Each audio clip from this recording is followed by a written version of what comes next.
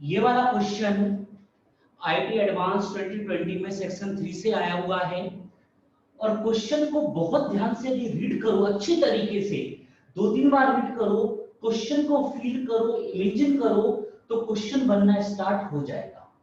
इस क्वेश्चन के अंदर अपन लोग एक एक लाइन को फील करके करते हैं।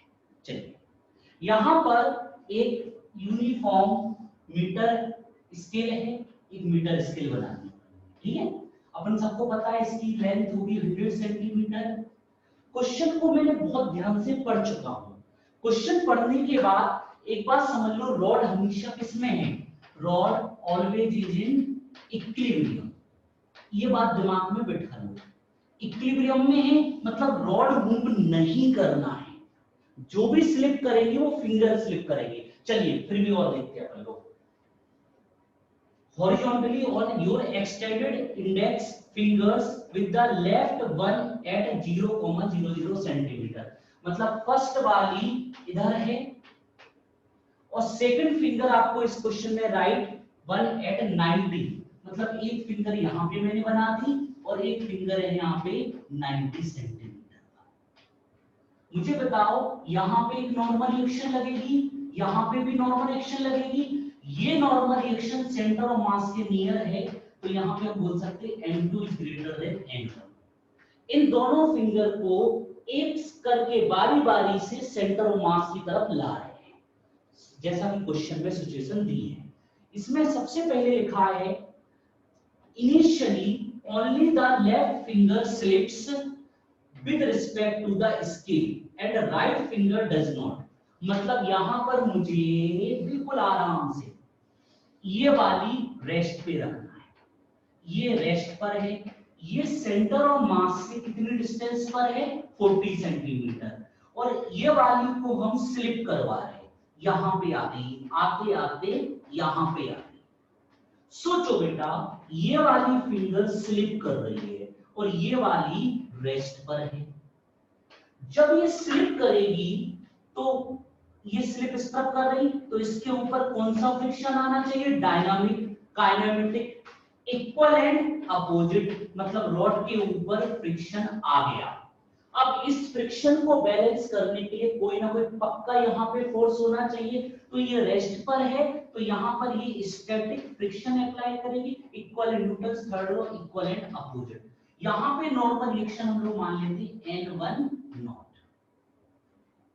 यदि ये इक्विलिब्रियम पे है तो इक्विलिब्रियम की कंडीशन क्या होती है? जल्दी बताओ, इक्विलिब्रियम के लिए क्या कंडीशन होनी चाहिए? Net force zero. तो फोर्स बैलेंस कैसे कराएंगे? Friction must be equal to Fs। तो ये फ्रिक्शन की वैल्यू कितनी होगी? म्यू। म्यू कितना दे रखा है क्वेश्चन के अंदर? क्वेश्चन के अंदर म्यू की वैल्यू 0.32 और म्यू एस की वैल्यू 0.40, तो 0.32 इनटू नॉर्मल रिएक्शन। कौन सी नॉर्मल रिएक्शन? N1O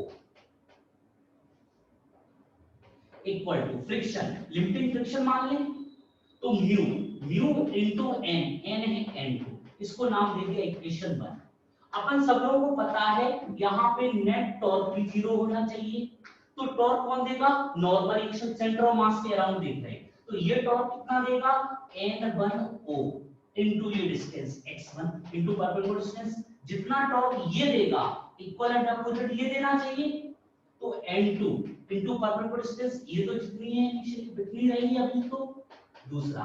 और यदि मैं इन दोनों को डिवाइड कर दूं, मुझे x1 निकल सकता है 2 डिवाइडेड बाय 1, तो x1 अपॉन ये पॉइंट से पॉइंट कैंसिल कर सकते हैं, n1 कैंसिल हो जाएगा तो ये हो जाएगा 32, और इसको लिख सकते हैं हम लोग यहां से n2 से n2 कैंसिल, इससे कैंसिल, तो 1 हो गया, तो x1 की वैल्यू सीधे सीधे 32 आ गई है, राइट। अब ये 32 है क्या, ये हमें समझना है। क्वेश्चन को फिर से पढ़ो। with only the left finger slip with respect to scale and the right finger does not, after some distance the left finger stop, तो ये जो स्टॉप कर रहे हैं उसके जस्ट पहले की जो सिचुएशन होगी वो काइनेटिक होगी, मतलब हम लोग बोल सकते हैं स्टॉप होने के जस्ट पहले काइनेटिक नहीं होगी, तो ये कैलकुलेशन हो सकते हैं। तो हम लोग मान सकते हैं कि इस वाली इम्पेंडिंग स्टेट, लिमिटिंग केस पर हमने इसको एकदम से स्टॉप कर दिया। तो मैं जब स्टॉप कर रहा हूं तो ये इतनी डिस्टेंस पर मैं स्टॉप कर रहा हूं। नहीं तो आपके माइंड में ये कंफ्यूजन आए, सर अभी आपने लगाया काइनेटिक और फिर आपने इसको स्टॉप कर दिया, तो ये वाली है जस्ट स्टॉप होने के पहले वाली, और जब मैंने इसको स्टॉप किया तो ये अपने आप में आंसर आ गया। फिर आगे बढ़ते हैं, फील करो इसको। Left finger stops and the right one start slipping. अब इसको हमने स्टॉप कर दिया, पहले अपन स्टॉप करते हैं इसको। किसको कर रहे हैं हम लोग? इस वाले को। इसकी नॉर्मल एक्शन अभी भी उतनी ही रहेगी n1 को, ये सेंटर ऑफ मास है, ये वाली डिस्टेंस है x1, और ये वाली स्लिप करवा रहे हैं। तो क्या कह रहा है? Then the right finger stop at a distance xr from the centre यहां से 50 सेंटीमीटर पे है of the scale and the left one start slipping. मतलब ये वाली फिंगर हम यहां पे स्लिप करवा रहे, स्लिप स्टॉप कर रहे, स्टॉप होने से जस्ट पहले की हम लोग ये सिचुएशन फील कर रहे हैं, just before stop right finger. तो मुझे बताओ, जस्ट बिफोर राइट फिंगर ये स्लिप कर रही है, ऐसा लिख सकते हैं हम लोग, और जस्ट इसके बाद हम इसी को क्या मान लेंगे? रेस्ट पर हो गई, स्टॉप हो गई, मान सकते हैं ना? तो मुझे बताओ, ये तो रेस्ट पर है तो इस पर लगेगा स्टैटिक, इस पे काइनेटिक किस साइड लगेगा? फिंगर इस तरफ, तो काइनेटिक इस पर इक्वल एंड, इसको एफ के डैश मान लेते हैं, तो ये हो गई एफ के डैश। और इसको बैलेंस करने के लिए फिंगर इसके ऊपर एक स्टैटिक लगाएगी, इक्वल एंड अपोजिट फिंगर पे लगेगा। बोलो यस सर। अब इसको हम लोगों ने स्टॉप कर दिया, इस सिचुएशन के जस्ट बाद स्टॉप कर दिया, मतलब ये वाली डिस्टेंस अपने आप में यही कैलकुलेट करना है, और इसके बाद इस वाली फिंगर को स्लिप करवा रहे हैं, वो बात की बात है, हमें बस ये कैलकुलेट करना है। तो अभी भी वही कंडीशन है, नेट फोर्स 0, इस नॉर्मल रिएक्शन को नाम क्या है? n2 dash. तो मुझे बताओ, सबसे पहले एफ एस डैश किसको बैलेंस करेगा? एफ के डैश। ये क्या होता है? Mu into an. म्यू कौन सा? Mu S. म्यू एस है 0.40, एन नॉर्मल एक्शन कौन सी होगी? n1 is equal to mu k into normal action अब बदल गई n2 डैश। इसको थर्ड इक्वेशन मान लिया मैंने। नेट टॉर्क 0, ये मैंने क्या करवाया? Net force 0। अब मैं नेट टॉर्क की 0 की इक्वेशन बना रहा हूं, आराम से जल्दी जल्दी। अभी तो मैं आपको समझा रहा हूं एक पॉइंट, इससे आधा टाइम आप लोग ले सकते हो उसको सॉल्व करने में।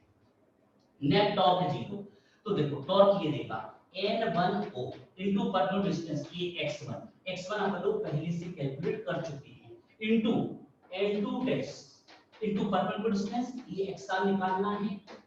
फोर्थ हम लोग 4 डिवाइडेड बाय थर्ड कर रहे हैं। यदि आप क्वेश्चन के अंदर पूरी तरीके से रहो तो क्वेश्चन आप सॉल्व कर सकते हैं, लेकिन टाइम देना पड़ता। अब डिपेंड करता है कि आपका माइंड कितना चलता है और कैलकुलेशन कितना अच्छा है। देखो अब अपन लोग डिवाइड करने वाले हैं, तो n1o ये कैंसिल हो गया, तो x1 अपॉन 0.40, बड़े आराम से बच्चों वाली स्टाइल में, ये ऊपर है इससे कैंसिल हो गया, तो x2 अपॉन 0.32। यहां से x1 किसके इक्वल है जल्दी बताओ? x1 अपन लोगों ने कैलकुलेट किया है 32, और ये 32 इधर जाएगा, और अपॉन 40, x2 ये 4 से कैंसिल 8 से करते हैं, ये 4 बार और ये 5, और x2 इक्वल टू ये कितना हो जाएगा? 4 2 जा 8, 128/5। कैलकुलेशन आता है 5 2 जा 10, 2 5 5 जा 25, 3 5 6 जा 0 सेंटीमीटर। ये है आंसर। इसका आंसर क्या आ रहा है? इसका आपका आंसर आ रहा है 25.60 सेंटीमीटर। रोटेशन से आया वो क्वेश्चन है, आप कर सकते थे। इस क्वेश्चन को फिर से मैं कहूंगा कि इस क्वेश्चन के एक स्टेप को फील करो, फील करने के बाद अपने आप से ट्राई करो, क्वेश्चन बनेगा आपसे।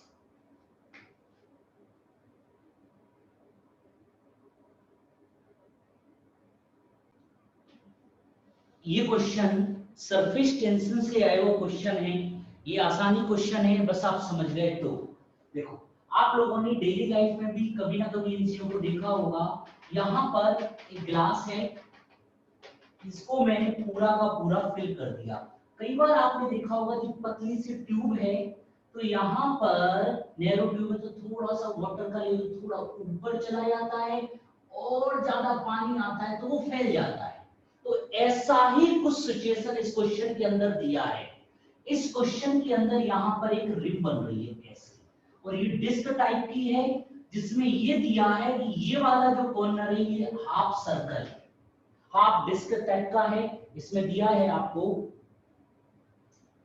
सेमी सर्कुलर एजेस, ये सर्कुलर एजेस है। आप मुझे बताओ जो ये एक्स्ट्रा वाटर जो ऊपर आया है डिस्क, इसमें सरफेस टेंशन की वजह से एक्सेस प्रेशर होगा। इस एक्सेस प्रेशर को कौन बैलेंस कर रहा होगा? रो जी एच।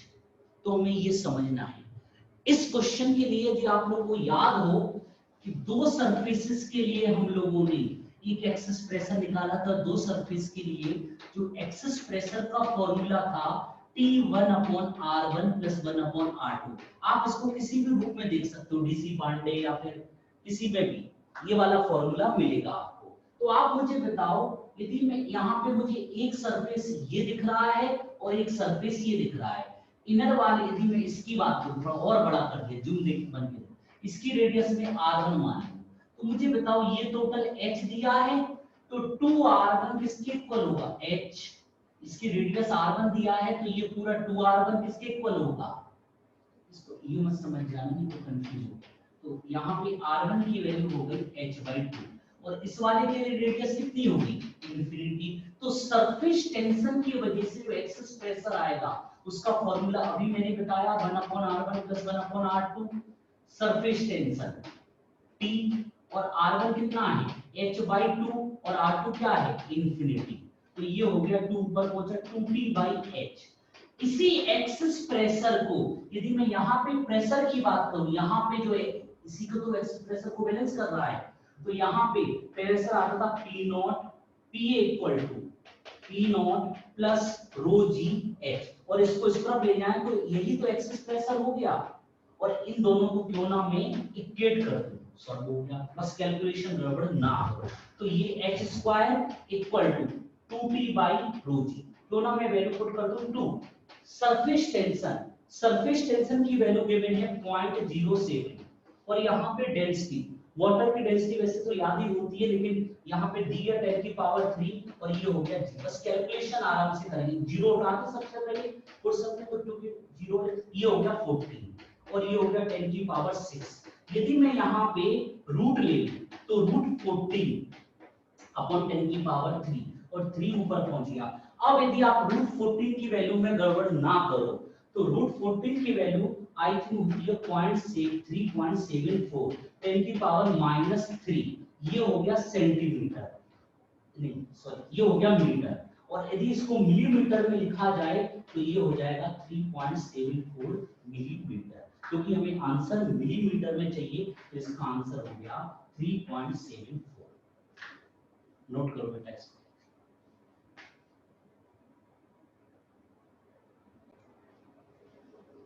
इस क्वेश्चन में बड़ा ही प्यारा क्वेश्चन है, एसएचएम और इलेक्ट्रोस्टैटिक्स को यहाँ पे दोनों को मिक्स करके बनाया गया है। क्वेश्चन को बहुत ध्यान से सुनो। सबसे पहले यहाँ पर एक अनस्ट्रेच स्प्रिंग है। अब इस स्प्रिंग में क्या है, वन एंड पर एक इलेक्ट्रिक डाइपोल लगा दिया, और एक एंड पर एक चार्ज है जिसका चार्ज Q है और मास m है, और ये एक्सटेंड होके लेंथ दी है, इसी को हम लोग एलोंगेशन लेके चलेंगे कि L हो गया। तो यदि ये इक्विलिब्रियम पर है, एट इक्विलिब्रियम, तो नेट फोर्स 0 होना चाहिए पक्का। तो यहाँ पे जो स्प्रिंग फोर्स होगा उसको बैलेंस कौन करेगा? इलेक्ट्रिक। अब याद करो इलेक्ट्रिक फोर्स कैसे निकालते थे, कूलम्ब लॉ लगेगा नहीं यहाँ पर, तो यहाँ पर फोर्स इक्वल टू, ये पॉइंट चार्ज है तो force equal to Q into electric field, और electric field due to electric dipole along the axial line. यदि आप लोगों को याद हो तो इसका फॉर्मूला था K2P/R3, R3 यहाँ पर कितना है? 8, तो हम लोग यहाँ पर KL = K2P/L3 बैलेंस कर रहा है। अब क्वेश्चन में बोला जा रहा है Q is fixed at the origin. Sorry. The spring gets stretched to a length L and attains a new equilibrium position. यहाँ पर इस क्वेश्चन के अंदर if the point mass is now displaced slightly by delta L, इसको हमने थोड़ा सा displace कर दिया डेल्टा L. अब मैं डेल्टा L को डेल्टा L रख के अपन लोग जो पैरामीटर मानते हैं, जो भी नए मानते हैं उसको x मान लें अपन लोग, तो ये x और गया तो अब नई इक्विलिब्रियम हो गई, सॉरी ये इक्विलिब्रियम थी, x करके इसको छोड़ दिया तो नेट फोर्स आएगा कुछ ना कुछ, यस और नो. ये इक्विलिब्रियम है, इक्विलिब्रियम से छोड़ेंगे तो ये ऐसे ऐसे ऑसिलेट करेगा. तो लोग नेट फोर्स कैसे निकालेंगे जल्दी बताओ. इस तरफ लगेगा स्प्रिंग फोर्स किस साइड लगेगा, इस साइड, और इलेक्ट्रिक फोर्स इस साइड. इनकी जरा वैल्यू पुट करो. स्प्रिंग की x कितना हो गया, x plus l. Electric force वही बात है k q into e, तो q इलेक्ट्रिक फील्ड क्या होती है k 2p by r हो गया l plus x whole cube. अब पूरा डिपेंड करता है कैलकुलेशन की, आपका कैलकुलेशन में माइंड कितना चलता है. हमें कहीं ना कहीं इसके अंदर जो दिया है इस फॉर्म में लाना है. चलो कैलकुलेशन करते हैं. यहाँ पे कंडीशन मुझे जो दिख रही है डेल्टा एल मतलब x की वैल्यू वेरी स्मॉल है, तो मुझे निग्लेक्ट करना है. तो मैं यहाँ निग्लेक्ट करूँ कि आगे चल के निग्लेक्ट करूँ, क्या करना है ये मुझे देखना है. इस कैलकुलेशन में फंसना नहीं बेटा. तो k x प्लस l ऐसे ही रहने देते हैं. ऐसा क्वेश्चन देख के मेरे दिमाग में एक बात आ रही कि इसमें से l कॉमन लो, तो l क्यूब आ गया 1 plus x y l whole. कुछ याद आया कैलकुलेशन कहाँ जाने वाला है, बायनोमियल एप्रोक्सीमेशन. चलो करते हैं, देखते हैं कहाँ तक जाता है. एफ नेट की एक्स प्लस एल माइनस, इसको ऊपर ले जाओ. देखो के P Q by L cube अपने आप में के 2p, यहाँ पे 2p आता है बेटा, इलेक्ट्रिक 2 होगा कि नहीं होगा, 2 होगा. ये अपने आप में क्या है के है, तो क्यों ना मैं पहले इसको के लिख दूं और यहाँ पर ये चीज चली जाएगी ऊपर, तो 1 प्लस एक्स वाई एल की पावर माइनस 3. तो एफ नेट इसका पहले के एक्स प्लस के एल माइनस के एल, और आप सभी लोग जानते हो के एल बायनोमियल एप्रोक्सीमेशन 1 माइनस 3. अभी बेटा ये इसके साथ मल्टीप्लाई है, याद रखना इसके साथ मल्टीप्लाई है, कैंसिल मत कर देना. ये हो गया ए, जरा इसका मल्टीप्लाई करो. एफ नेट के एक्स प्लस के एल, हमने मल्टीप्लाई किया पहले 1 में तो माइनस के एल, भूल के कैंसिल मत कर देना नहीं तो गड़बड़ हो जाए. माइनस के एल और माइनस माइनस प्लस के एल 3xl. देखो कैसे कैलकुलेशन होता है, एल से कैंसिल हो गया 4kx. Net force is directly proportional to x. ये वाला क्या होता था k, टाइम पीरियड बोलो 2 pi root m by k, और k कितना आया है 4k. तो इसको मैं इसका 2 तो बाहर ले सकता हूँ, तो 2 से 2 cancel, pi root m by k. और फ्रीक्वेंसी चाहिए इस क्वेश्चन के अंदर, आपको फ्रीक्वेंसी गिवन है, तो फ्रीक्वेंसी क्या होगी 1 अपॉन टाइम पीरियड. इसको उल्टा कर दो 1 upon pi root k by m. वैसे तो मुझे दिख रहा है, आप लोग इंटेलिजेंट हो, आपको भी दिख रहा होगा सीधा सीधा. तो मुझे बताओ यहाँ पे जो भी डेल्टा है ये, इसकी वैल्यू किसकी इक्वल है पाई, और पाई कितना होता है 3.14. आंसर ये आ रहा है. इसका आंसर बेटा क्या आ रहा है 3.14. यदि आपको इसमें थोड़ा सा इलेक्ट्रोस्टैटिक, थोड़ा सा एसएचएम, और एसएचएम की जो कैलकुलेशन जिन लोगों ने एसएचएम किया उनको कैलकुलेशन से ये फैमिलियर है, वो लोग कर सकते हैं. नोट करो बेटा.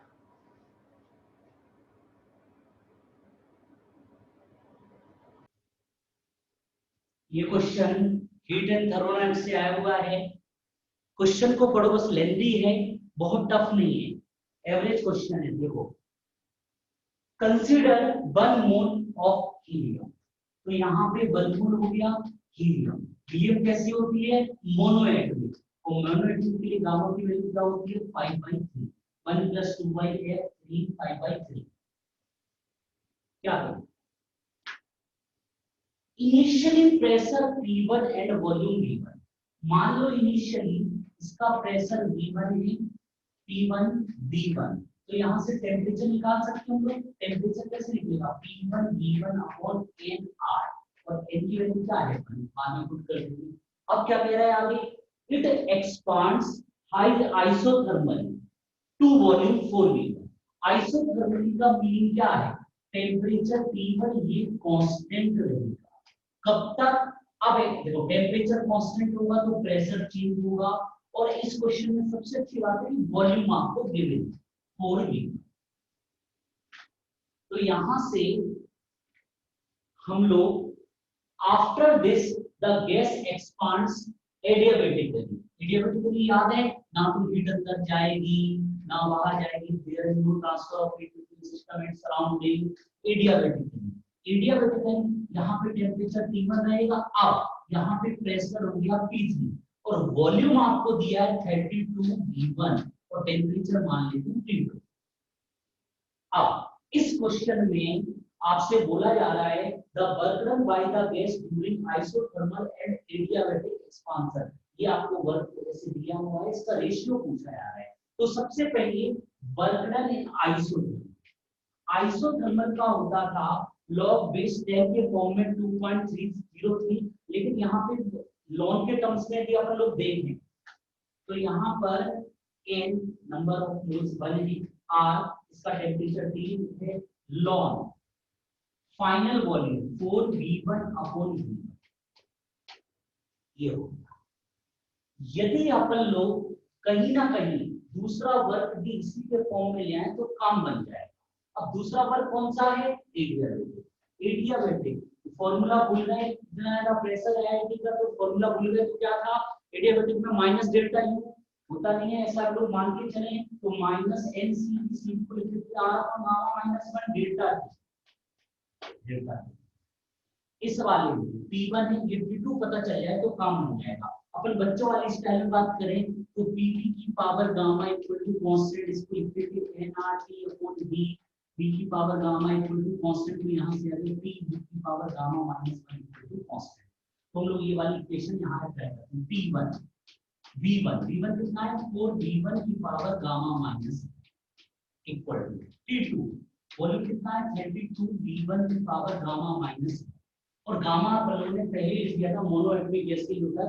5/2 तो T2 ये T1 हो गया V1 से V1 कैंसिल 1/8 गामा इसमें से -1 करोगे तो 3 बचेगा 2/3 आप सभी लोग जानते हो T1 पहले 8 का स्क्वायर 64 और इसका रूट क्यूब 1/3 ये होता है 4 4 4 4 16 4 का 64 तो ये टेम्परेचर आ गया तो अपन लोग final temperature value number of moles तो 1 है r गामा -1 करेंगे तो ये कितना बचा 2/3 delta T final temperature minus initial जरा मुझे बताओ इसका कितना आया -3r/2 और ये बचा -4 3 T1/4 तो ये माइनस माइनस प्लस कितना बचेगा 9r T1/8 तो अपन को क्या कैलकुलेट करना है work done in isothermal upon work done in adiabatic isothermal में कितना आ रहा है नंबर ऑफ मोल्स 1 का ln T1 इसको 2 ln 2 लिख सकते हैं यस और नो एडियाबैटिक में क्या लिख सकते हैं 9r T1/8 तो r T1 कैंसिल हो गया और यहाँ पर यदि मैं बात करूं तो ये 16/9 ln 2 जरा मैं क्वेश्चन जो मैंने बनाई है स्लाइड जरा एक बार और देखिए इसको ओरिजिनल क्वेश्चन से इसका जो ओरिजिनल क्वेश्चन है वो है जस्ट मिनट क्योंकि मुझे लग रहा है कि ln 2 के टर्म्स में दिया था शायद ऐसा स्लाइड गड़बड़ हुई है यस f ln 2 है एक्चुअली में इसके साथ f ln 2 था तो f ln 2 से इसकी कंपेरिजन अपन लोग करें यहाँ पे थोड़ा करेक्शन है तो ln 2 तो f की वैल्यू यहाँ पर आ गई है 16/9 1 पॉइंट कितना बचेगा 9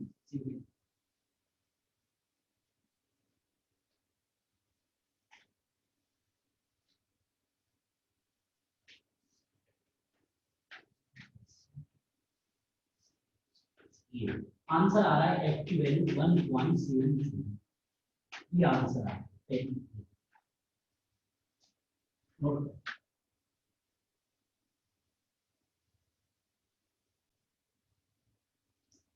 ये वाला question resonance tube and Doppler's effect से मिलके आया है। क्वेश्चन को एक एक लाइन को पढ़ो। Stationary tuning fork equal tuning fork है stationery.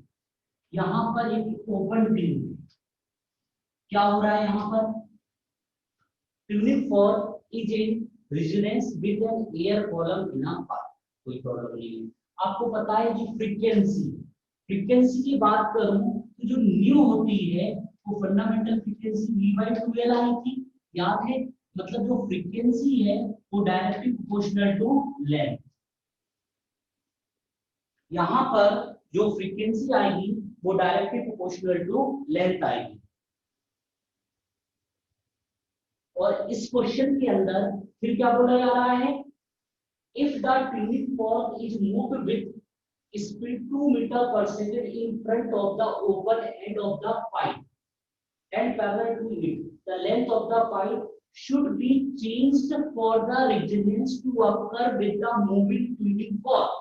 If the speed of sound in air, the smallest value of percentage change required the length. तो बेटा जब इस ट्यूनिंग फॉर्क को हम 2 मीटर पर सेकंड से इस तरफ मूव कराएंगे तो इसकी लेंथ में हमें चेंज दिखता है। तो मान लो पहले जो फ्रीक्वेंसी टू लेंथ ये लिख सकते हैं। मुझे नहीं पता कौन सा रेजोनेंस है ये मान लिया फंडामेंटल मान लिया a/n इसको मान लिया न्यूटन।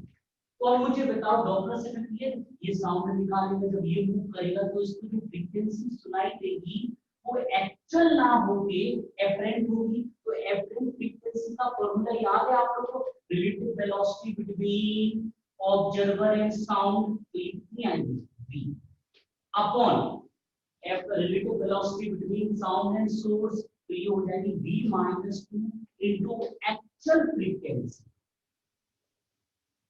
याद आ रहा है कुछ। और ये वाली जो फ्रीक्वेंसी होगी वो किसके डायरेक्शन होगी जल्दी बताओ कि L2 बोल सकते हैं हम लोग।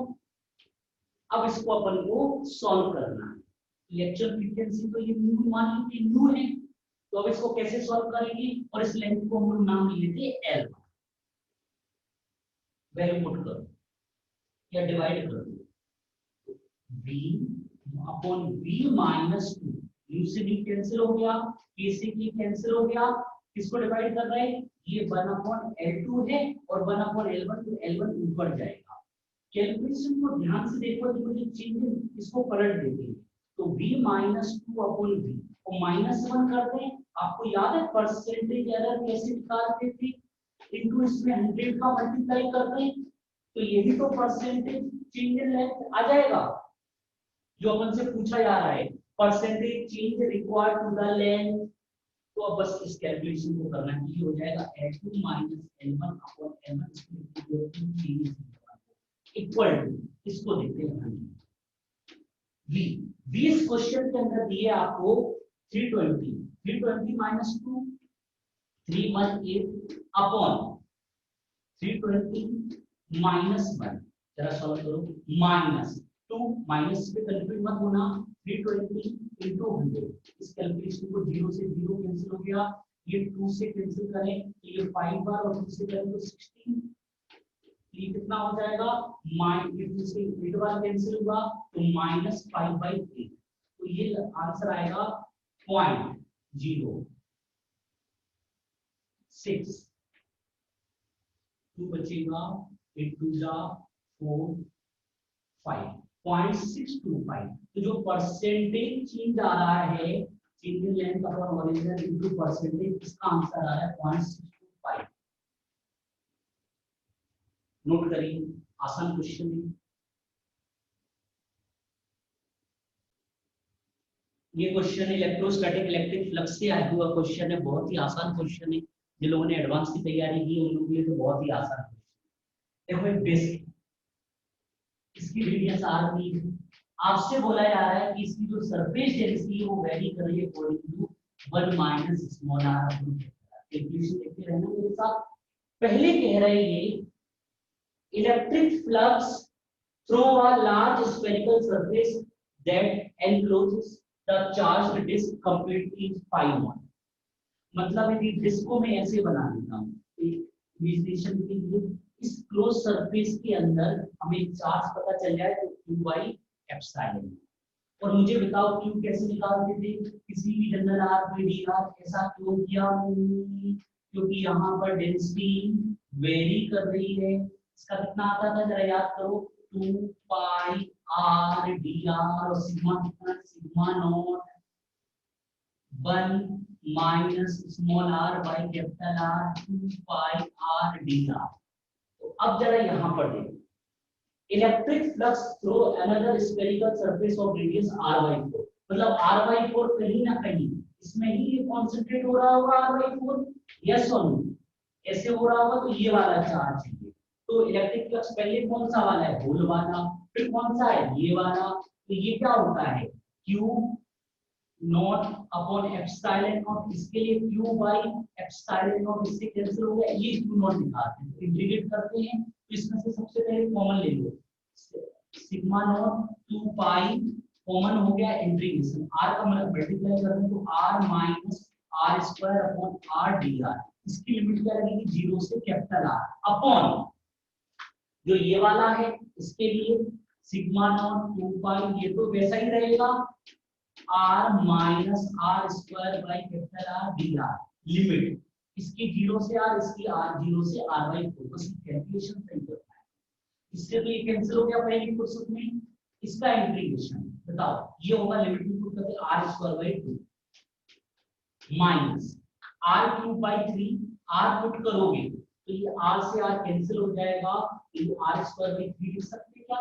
तो बेटा r क्यूब होगा, जब r पुट करोगे ये r कैंसिल तो ये r स्क्वायर बाई 3 होगा अपॉन यहां पर r square by 2, r square by 2 और इसका स्क्वायर करेंगे तो r स्क्वायर बाई 4 2 जा माइनस यहाँ पे r क्यूब बाई 3, r से r कैंसिल तो r स्क्वायर तो बचना ही है, और यहाँ पे बाई 4 है तो 3 तो रहेगा ही, साथ में 4 का क्यूब, यहाँ पे कितना हो जाएगा 64।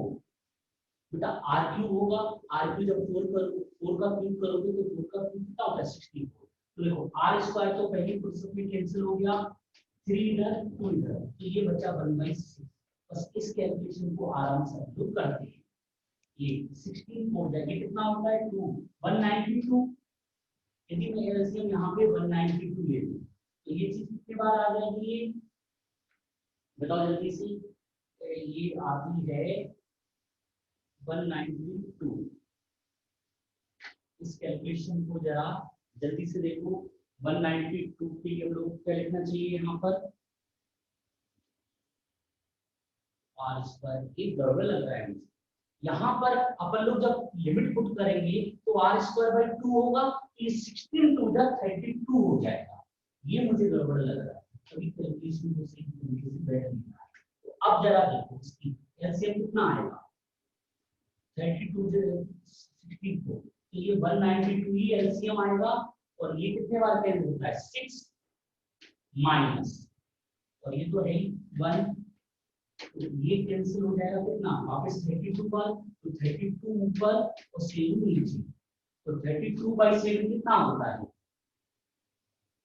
जरा कैलकुलेशन देखो बेटा इसमें। इसमें कैलकुलेशन 6 माइनस 1 5 होगा, तो 32/5 कितना होना चाहिए 6.4, 6.4 ये आंसर। इनका जो रेशियो का आंसर आ रहा है वो आ रहा है 6.40। आसान क्वेश्चन था, कैलकुलेशन कॉन्सेप्ट को भी करना था, लेंथी पेपर था, नोट करो बेटा।